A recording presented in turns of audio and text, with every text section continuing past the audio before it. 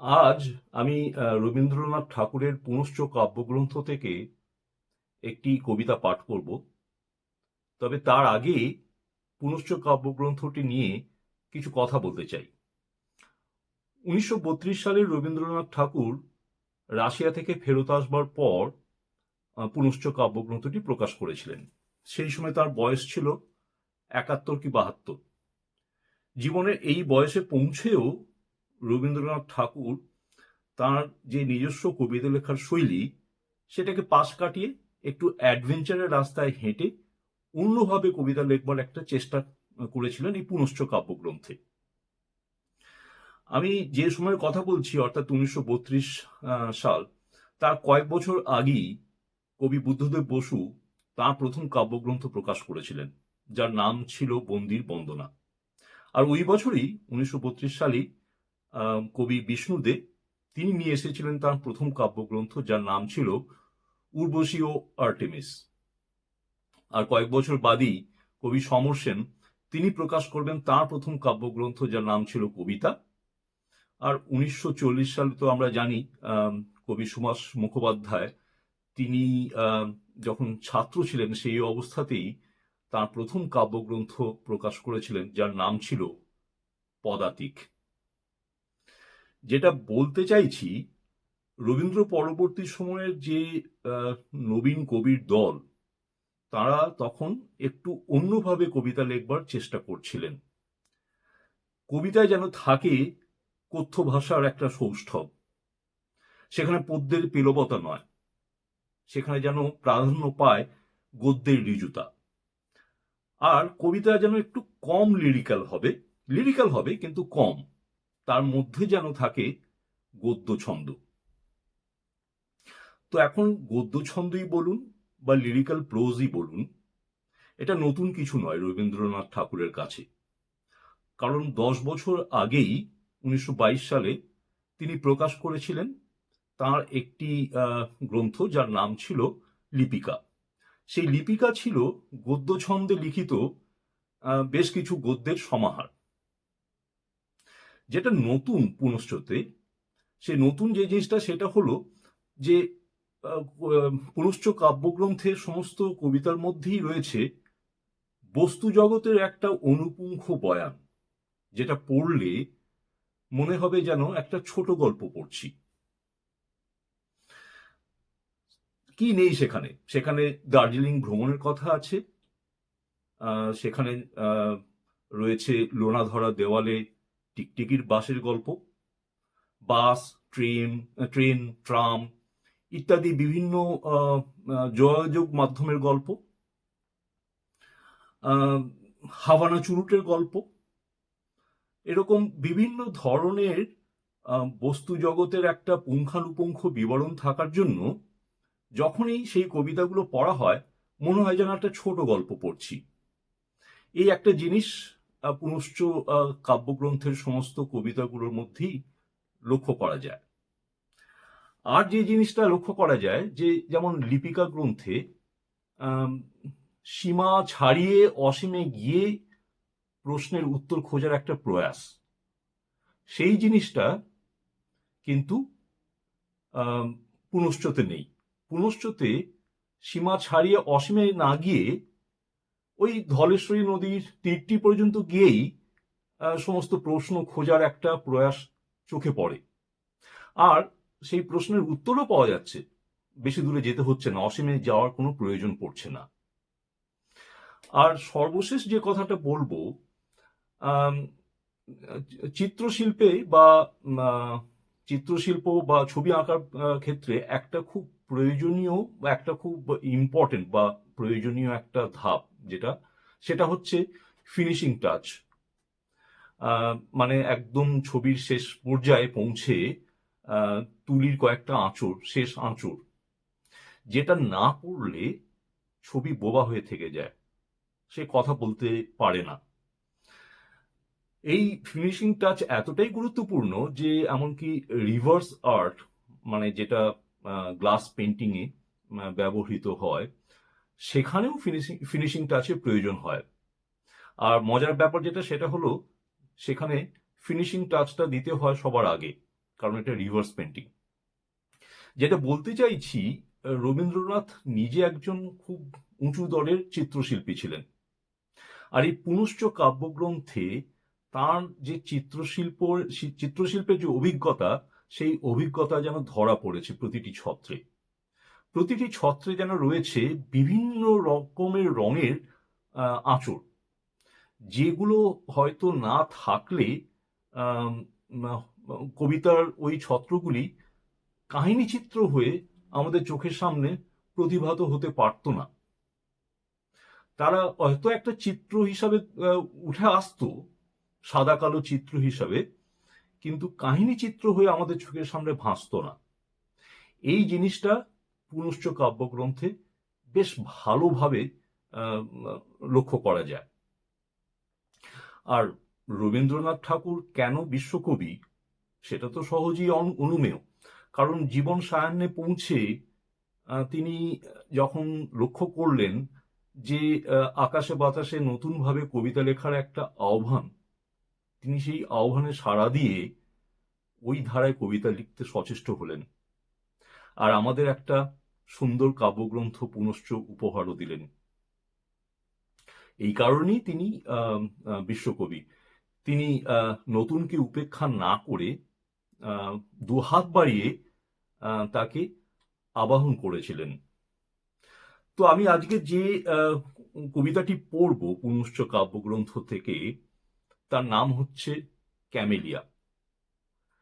যখন আমার বয়স 14 কি 15 হবে, সেই সময়ে আমি ক্যামেলিয়া কবিতাটি প্রথম পড়েছিলাম। যে কোনো বাঙালি বাড়িতে তো মানে গীতা না থাকুক, গীতাঞ্জলি, গীতবিতান আর সঞ্চয়িতা, এই 3টে বই তো থাকবেই। তা আমাদের বাড়িতেও সঞ্চয়িতা একটি ছিল, সেখানেই আমি প্রথম পড়েছিলাম ক্যামেলিয়া কবিতাটি। তো প্রথমবার যখন আমি কবিতাটি পড়ি, তখন আমার বেশ একটু অন্যরকম লেগেছিল। ওই যে বললাম যে একটা ছোট গল্প পড়ার একটা মেজাজ, সেই মেজাজটি বেশ ধরা পড়েছিল। আর কবিতাটি পড়ে আমার যেটা মনে হয়েছিল যে এটা একটা ব্যর্থ প্রেমের আখ্যান। তো ওই বয়সে আমার কাছে কবিতাটা ওইভাবেই ধরা দিয়েছিল। কিন্তু পরবর্তীকালে যখন আমি কবিতাটি আবার পড়ি, বারে বারে পড়ি, আমার মনে হয়েছিল যে রবীন্দ্রনাথ ঠাকুর একটা একটা সামান্য বা একটা সাধারণ ব্যর্থ প্রেমের আখ্যানের পেছনে অন্য কিছু গভীরভাবে বলতে চেয়েছিলেন। কি সেই বক্তব্য? আমি তো আর রবীন্দ্র গবেষক নই, বা আমি কবিতাও খুব নিয়মিতভাবে পড়ি না, হয়তো আমি ভুল হতে পারি। তবে আমার কাছে যেটা মনে হয়েছে যে ক্যামেলিয়া কবিতায় এই ক্যামেলিয়া ফুলটি আসলে রূপক হিসেবে ব্যবহার করা হয়েছে। আমার মনে হয় যে ইউরোপীয় শিক্ষায় শিক্ষিত যে মুষ্টিমেয় নাগরিক সভ্য সমাজের প্রতিনিধি হিসেবে ক্যামেলিয়াকে তুলে ধরা হয়েছে এখানে। যে সভ্য সমাজের সামনের অবয়বটা অত্যন্ত পরিশীলিত, বেশ মার্জিত, কিন্তু সেই পরিশীলিত মার্জিত অবয়বের পেছনে যে আসল চেহারাটা, তার মধ্যে যেন রয়েছে একটা সুপিরিয়রিটি কমপ্লেক্স, মানে অপরকে তাচ্ছিল্য বা উপেক্ষা করবার একটা প্রয়াস। যে কারণে দেখা গেছে যে ওই কবিতার যে নায়িকা, সেই নায়িকা নায়ককে সম্পূর্ণভাবে উপেক্ষা করে গেছেন। যদিও সেই নায়ক, মানে যিনি প্রোটাগনিস্ট সেই কবিতায়, তিনি কিন্তু ওই নগরীরই অন্য অংশের বাসিন্দা। তাহলে বুঝে দেখুন যে আমাদের দেশের সেই সময়কার যে বিশাল জনগোষ্ঠী, নাগরিক সভ্যতার বাইরে যে জনগোষ্ঠী, তাদের ক্ষেত্রে অবস্থাটা কিরকম হবে। রেনেসাঁর ছোঁয়া তো সে সময় ইউরোপীয় শিক্ষার হাত ধরে নগরের কিছু মুষ্টিমেয় সোসাইটি বা কিছু মুষ্টিমেয় মানুষই সেই ছোঁয়াটা পেয়েছিল, সেই ছোঁয়ায় ধন্য হয়েছিল। কিন্তু সেটা তার ব্যাপ্তি ছিল খুবই কম, এবং হয়তো সেই সমাজ আম, সেই রেনেসাঁর যে ছোঁয়া সেটাকে ব্যাপ্তি দিতেও চায়নি, তাকে ব্যক্ত করতে সাহায্য করেনি সেই সময়। তাহলে এই যে উপেক্ষা, এই উপেক্ষার উত্তর কি হবে? কিভাবে রেসপন্ড করবে বাকি সমাজ? সে কি ওই গল্পের বা ক্যামেলিয়া কবিতার নায়কের মতো সেই রেনেসাঁর পিছু পিছু ধাওয়া করবে কৃপা প্রার্থী হয়ে, নাকি কবিতার একদম শেষে সেই সাঁওতাল মেয়েটি যে ক্যামেলিয়া ফুলটি তার সেই গাছ থেকে ছিন্ন করে নিজের মাথায় কানের উপরে লাগিয়েছিল এবং সেই ক্যামেলিয়া ফুলের আলোকে আলোকিত হয়েছিল, সেই পন্থা সে গ্রহণ করবে? কোনটা? রবীন্দ্রনাথ ঠাকুর তার সরাসরি উত্তর দেননি, কিন্তু গল্পের নায়ক যখন স্বীকৃতি দিয়েছিল ক্যামেলিয়া ফুলটি ছিন্ন করবার পর, সাঁওতাল মেয়েটির কানে লাগানোর পর যখন সে প্রশংসার দৃষ্টিতে তাকিয়েছিল, তাতে করে বোঝা যায় রবীন্দ্রনাথ ঠাকুর ওই সাঁওতাল মেয়েটির পন্থাটিকেই স্বীকৃতি দান করেছিলেন। এইটুকুই বলার, আর বিশেষ কিছু বলবো না কবিতা বা এই কাব্যগ্রন্থ নিয়ে। কবিতাটি পড়ে ফেলি চটপট। আর এই কবিতাটি অনেক বড় কবিতা, অনেক লম্বা টানা কবিতা, তো মাঝে মাঝে আমার হয়তো কিছু স্লিপ অফ টাং হয়ে যেতে পারে, কিছু শব্দ ভুলভাবে উচ্চারণ করতে পারি, ক্ষমা করে দেবেন। আমি কবিতা পাঠ করা শিখছি বিগত 4-5 মাস ধরে সুজয়ের তত্ত্বাবধানে। জানি না কতটুকু আমি উন্নতি করতে পেরেছি, তো আমি পড়ে ফেলি কবিতাটা, শুনুন।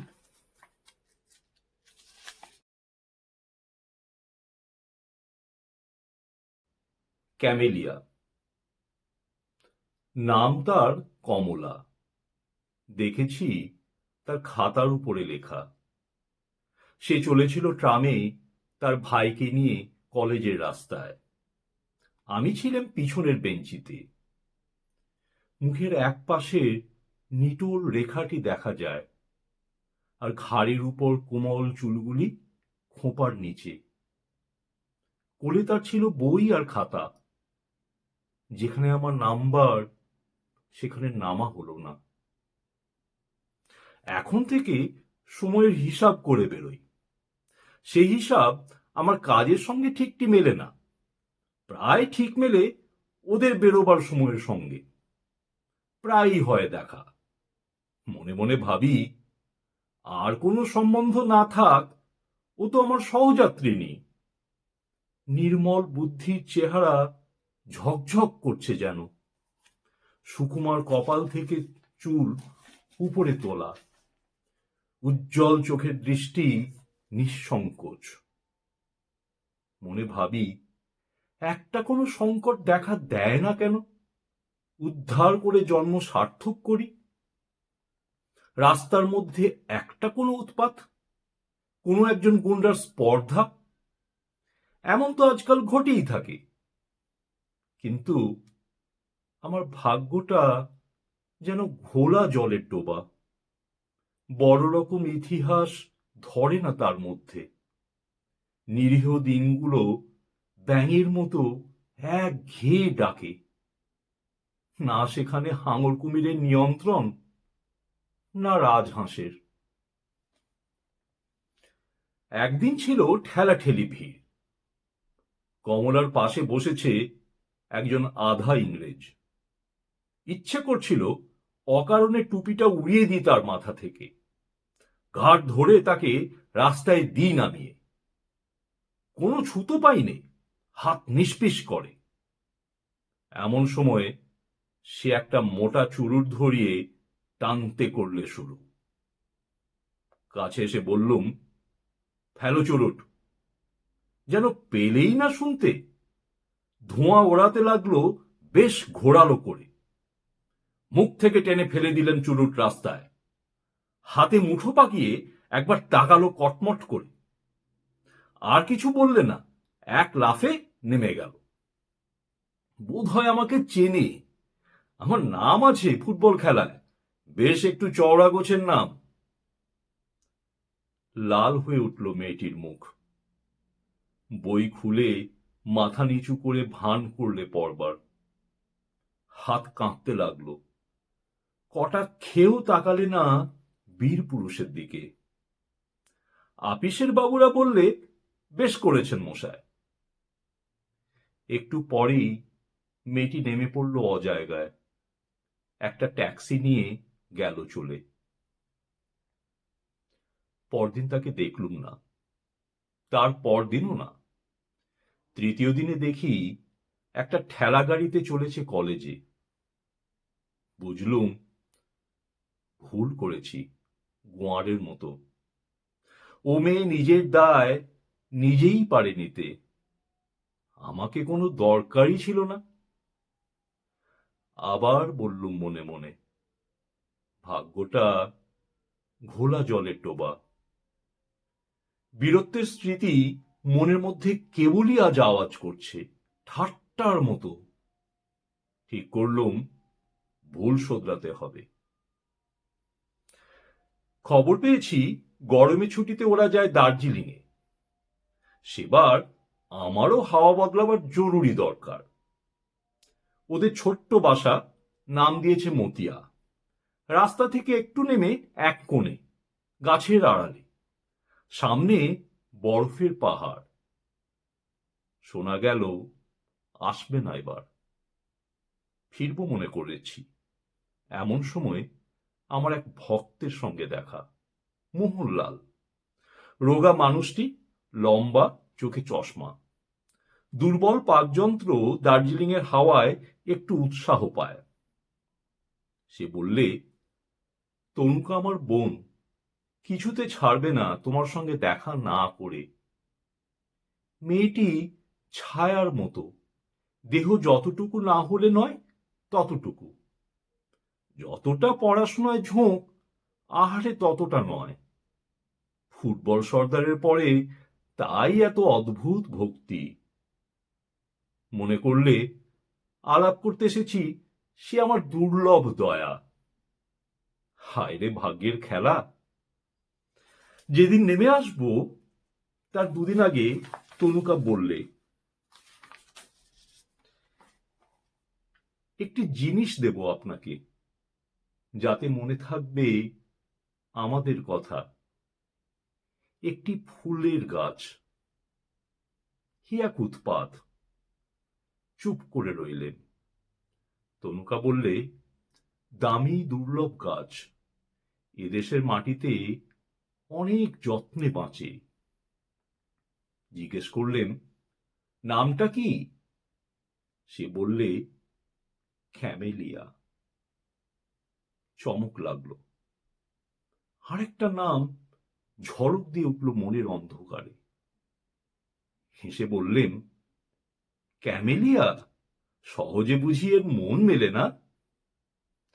তনুকা কি বুঝলে জানি নে, হঠাৎ লজ্জা পেলে, খুশিও হলো। চললেন টব শুদ্ধ গাছ নিয়ে। দেখা গেল পার্শ্ববর্তিনী হিসেবে সহযাত্রিনীটি সহজ নয়। একটা দো কামরার গাড়িতে টবটাকে লুকোলেন নাবার ঘরে। থাকেই ভ্রমণ বৃত্তান্ত, বাদ দেওয়া যাক আরো মাস কয়েকের তুচ্ছতা। পুজোর ছুটিতে প্রহসনের জবনিকা উঠল সাঁওতাল পরগনায়। জায়গাটা ছোট, নাম বলতে চাইনে। বায়ু বদলের বায়ুগ্রস্ত দল এই জায়গার খবর জানে না। কমলার মামা ছিলেন রেলের ইঞ্জিনিয়ার। এইখানে বাসা বেঁধেছেন শালবনের ছায়ায় কাঠবিড়ালিদের পাড়ায়। নীল পাহাড় দেখা যায় দিগন্তে। অদূরে জলধারা চলেছে বালির মধ্যে দিয়ে। পলাশ বনে তসরের গুটি ধরেছে। মহিষ চলছে হর্তুকি গাছের তলায়। উলঙ্গ সাঁওতালের ছেলে পিঠের উপরে। বাসাবাড়ি কোথাও নেই, তাই তাঁবু পাতলেন নদীর ধারে। সঙ্গী ছিল না কেউ, কেবল ছিল সেই ক্যামেলিয়া। কমলা এসেছে মাকে নিয়ে। রোদ ওঠবার আগে হিমে ছোঁয়া স্নিগ্ধ হাওয়ায় শালবাগানের ভিতর দিয়ে বেড়াতে যায় ছাতি হাতে। মেঠো ফুলগুলো পায়ে এসে মাথা কোটে, কিন্তু সে কি চেয়ে দেখে? অল্প জল নদী পায়ে হেঁটে পেরিয়ে যায় ওপারে। সেখানে শিশু গাছের তলায় বই পড়ে। আর আমাকে সে যে চিনেছে তা জানলেম আমাকে লক্ষ্য করে না বলেই। একদিন দেখি নদীর ধারে বালির উপর ওদের চড়িভাতি। ইচ্ছে হলো গিয়ে বলি, আমাকে দরকার কি নেই কিছুতেই। আমি পারি জল তুলে আনতে নদী থেকে, পারি বন থেকে কাঠ আনতে কেটে। আর তাছাড়া কাছাকাছি জঙ্গলের মধ্যে একটা ভদ্র গোছের ভালুকও কি মেলে না?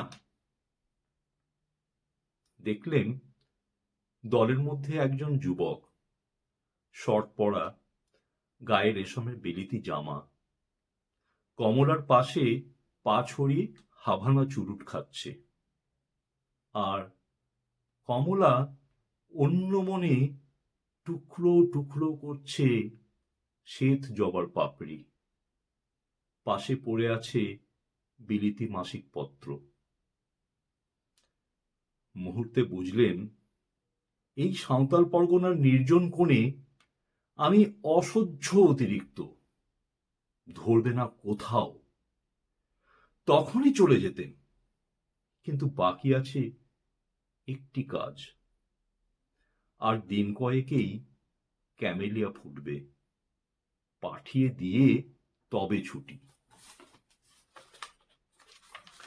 সমস্ত দিন বন্দুক ঘাড়ে শিকারে ফিরি বনে জঙ্গলে। সন্ধ্যার আগে ফিরে এসে টবে দিই জল, আর দেখি কুঁড়ি এগুলো কত দূর। সময় হয়েছে আজ। যে আনে আমার রান্নার কাঠ, দেখেছি সেই সাঁওতাল মেয়েটিকে। তার হাত দিয়ে পাঠাবো শালপাতার পাত্রে। তাঁবুর মধ্যে বসে তখন পড়ছি ডিটেকটিভ গল্প। বাইরে থেকে মিষ্টি সুরে আওয়াজ এলো, বাবু ডেকেছিস কেনে? বেরিয়ে এসে দেখি ক্যামেলিয়া সাঁওতাল মেয়ের কানে কালো গালের উপর আলো করেছে। সে আবার জিজ্ঞেস করলে, ডেকেছিস কেনে? আমি বললেন, এই জন্যেই। তারপরে ফিরে এলাম কলকাতায়। নমস্কার।